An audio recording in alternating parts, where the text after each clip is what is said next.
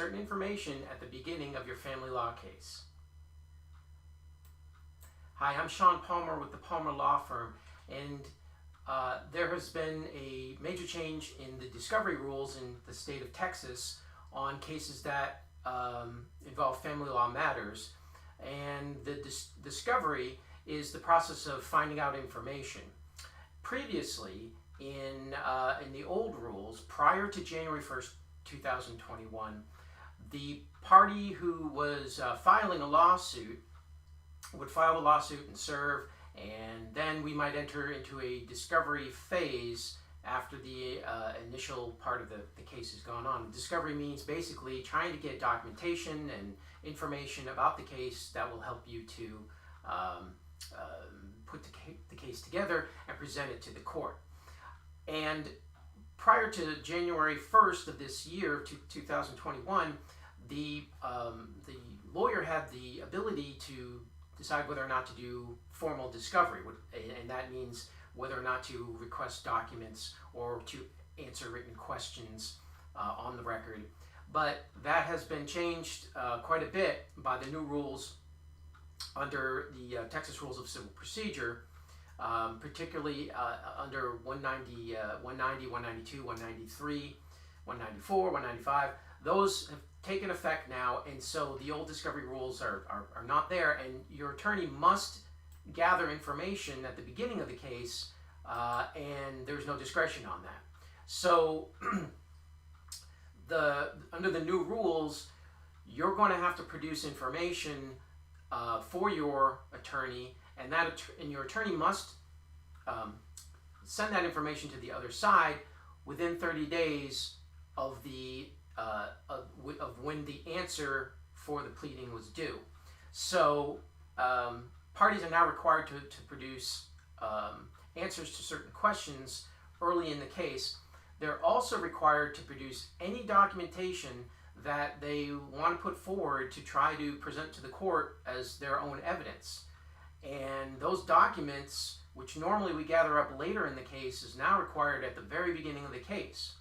So if you haven't filed for a divorce or child support or child custody case, early on you're going to want to gather documentation together, because you're going to need to produce it for your attorney, and your attorney's going to ask for it.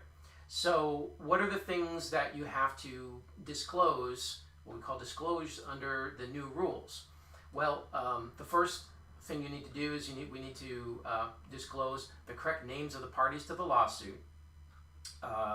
We have to produce the name, address, and telephone number of any other potential parties, and in most cases in family law, that will just be the mom and dad, or the husband and the wife.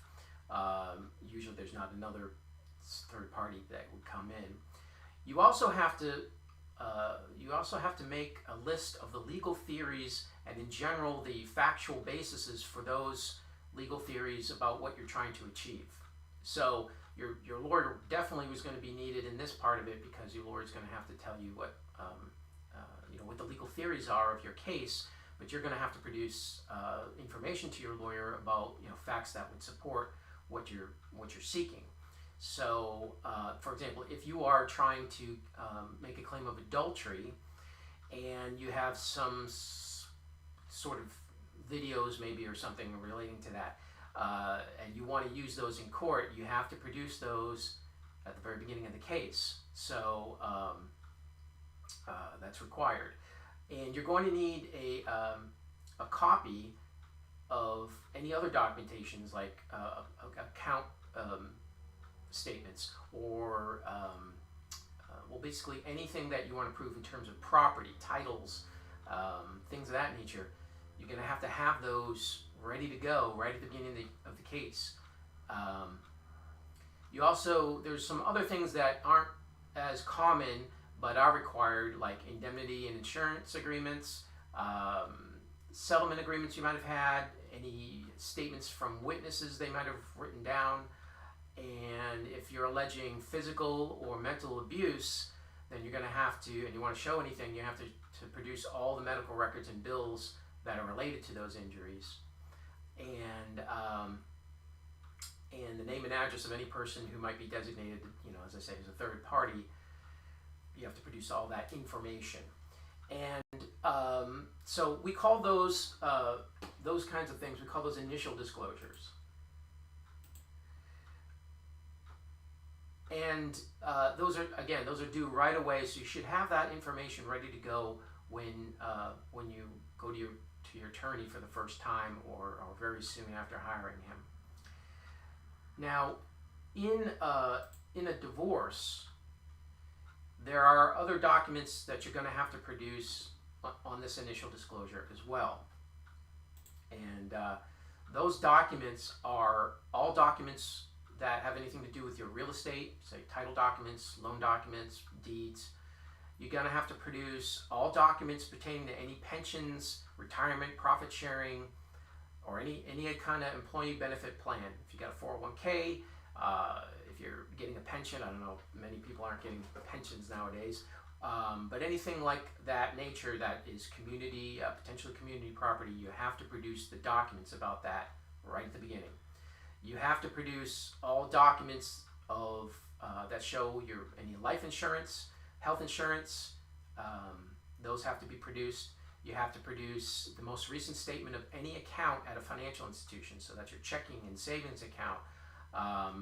For your banks, it includes savings and loans. And it doesn't matter whether it's solely in your name or not. Remember, the community property rule is that anything you accumulated from the time you're married until the time you're divorced is community property and subject to division in the divorce. And you have to prove why there's an exception to that rule. Say you inherited something or something was given to you as a gift. Those are exceptions. So pretty much anything that you have, whether it's in both your names, one of your names, or otherwise, it has to be produced early on in this initial disclosure.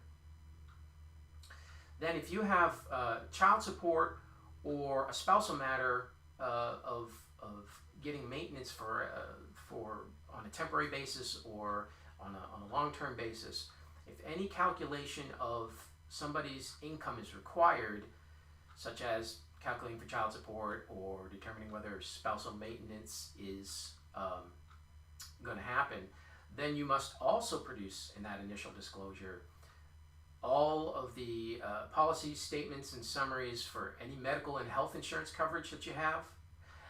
You have to produce your income tax returns for the last 2 years. And if you didn't file a tax return, then you have to do last 2 years of W-2s, 1099s, and Schedule K-1s. And then you also have to produce the parties' 2 most recent pay stubs. Now those last things, the child support, income, financial information, that is pretty much the rule for the family courts in most of the counties in Texas, particularly in the counties I practice in Galveston and Harris and Chambers. You had to do that anyway. But under the new rules, you have to do it in all cases in all counties in the state of Texas. So, again, in summation, the new discovery rules require us to produce documents and to make statements very early on in the case. We call these collectively disclosures. And they must be done. The attorney doesn't have the option of cutting that out of the case or seeing if they can save you some money by not going through these. They must be produced. And the consequence of not producing these disclosures can be very, very bad. Sanctions are when you don't follow the rules and the judge slaps you down for not following the rules. And sanctions can include,